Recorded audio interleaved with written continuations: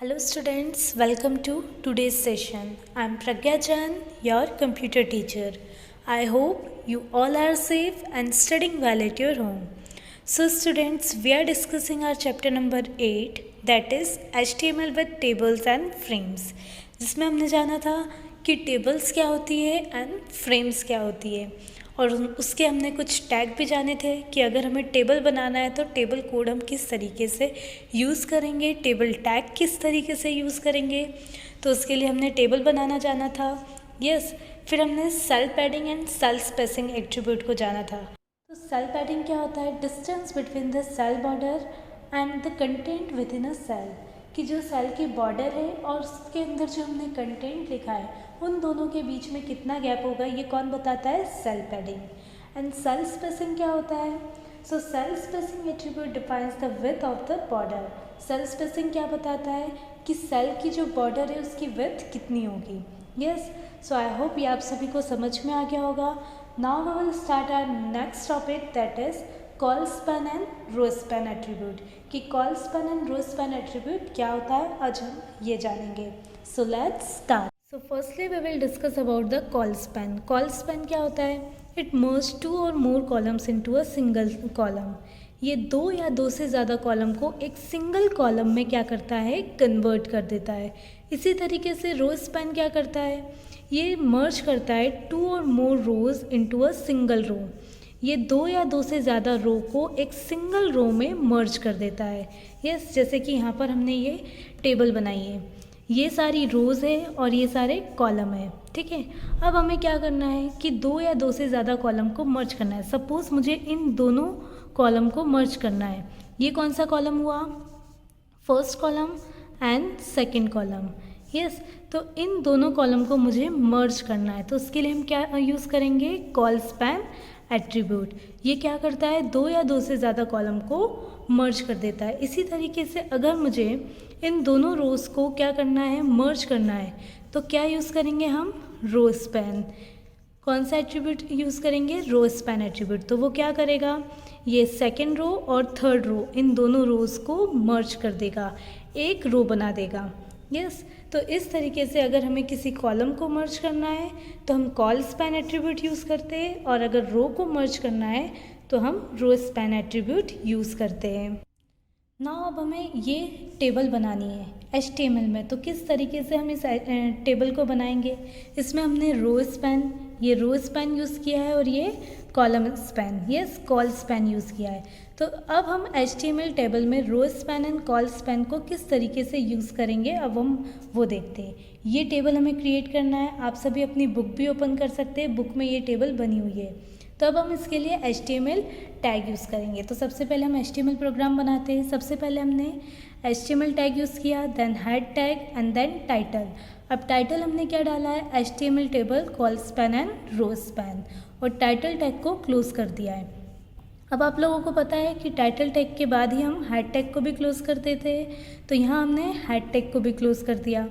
Then we open body tag. फिर हमने body tag open किया और उसमें सबसे पहले हमने टेबल टैग ओपन किया, क्योंकि हमें क्या बनाना है? टेबल बनाना है। तो हमने टेबल टैग ओपन किया और उसमें लिख दिया बॉर्डर इज इक्वल्स टू 1, कि जो हमारी टेबल है उसकी बॉर्डर कितनी होनी चाहिए? 1। अब हम टेबल बनाना स्टार्ट करेंगे। तो सबसे पहले हम फर्स्ट रो क्रिएट करेंगे। तो यहाँ हमने फर्स्ट रो क्रिएट की, जो कि हमारी हेडिंग है, उसमें हम हेडिंग डालेंगे। तो सबसे पहले हमने TR टैग ओपन किया और हेडिंग डालना है हमें टेबल की, इसलिए हम क्या कर रहे हैं? TH, table heading. सो हमने TH टैग ओपन किया और फर्स्ट उसकी क्या रहेगी? Column 1 and then TH tag close कर दिया। फिर सेकेंड TH टैग ओपन किया, column 2 and then TH tag close कर दिया, देन TH, और फिर हमने कॉलम 3 डाला और TH टैग को क्लोज कर दिया। तो इसका आउटपुट किस तरीके से आएगा? ये हमने रो की, हमारी जो टेबल है उसकी हमने हेडिंग दी है, कॉलम 1, कॉलम 2 एंड कॉलम 3। तो ये हमने इसके लिए क्या यूज़ किया था? TH tag. तो ये हमारी फर्स्ट रो क्रिएट हो गई, तो हमने TR टैग क्लोज कर दिया। अब यहाँ पर हम बेसिकली जो हमारी फर्स्ट रो है वो तो हमारी हेडिंग थी, अब बेसिकली जो हमारी फर्स्ट रो है वो हम क्रिएट कर रहे हैं। तो यहाँ पर हम फर्स्ट रो क्रिएट कर रहे हैं, तो उसके लिए हमने TR टैग ओपन किया, फिर हमने TD टैग ओपन किया और उसमें हमें क्या करना है, जैसा कि आप देख सकते हैं यहाँ पर हमने 2 रो को मर्ज किया है। तो रो को मर्ज करने के लिए हम रो स्पैन एट्रीब्यूट यूज़ करते हैं। तो यहाँ पर हमने क्या किया, रो स्पैन एट्रीब्यूट यूज़ किया। टीडी टैग ओपन किया, उसी में हम उसी के अंदर लिखेंगे row span is equals to 2। अब यहाँ पर 2 क्यों लिखा है, क्योंकि हमने यहाँ पर 2 रो को मर्ज किया, ये first row and second row, इन दोनों रो को मर्ज किया है। इसलिए हमने यहाँ पर कितनी रो को मर्ज कर रहे हैं, 2 रो को, इसलिए हमने यहाँ पर रो स्पैन लिख दिया 2। यस, और फिर उस कॉलम में हम क्या लिखेंगे, रो 1 सेल 1। वो कौन सी रो है, 1 रो है, एंड सेल कौन सा है, वो भी 1 है। इस तरीके से फिर हम फर्स्ट टीडी टैग क्लोज कर देंगे। फर्स्ट सेल हमारा क्रिएट हो गया।